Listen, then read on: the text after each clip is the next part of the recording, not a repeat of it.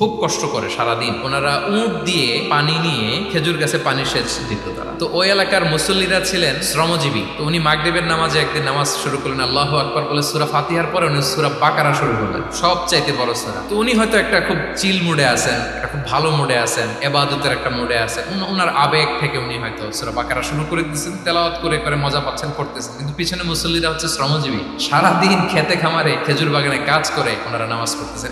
একদল তো নামাজ ছেড়ে দিচ্ছে, ছেড়ে দিয়ে নিজেরা নামাজ পড়ে আল্লাহর হাবিব সাল্লাল্লাহু আলাইহি ওয়াসাল্লামের কাছে যে বিচার দিলেন যে ইয়া রাসূলুল্লাহ, দেখেন এমন একজনকে ইমাম হিসেবে পাঠালেন, উনি মাগরিবের নামাজ শুরু করছে সূরা বাকারা দিয়ে।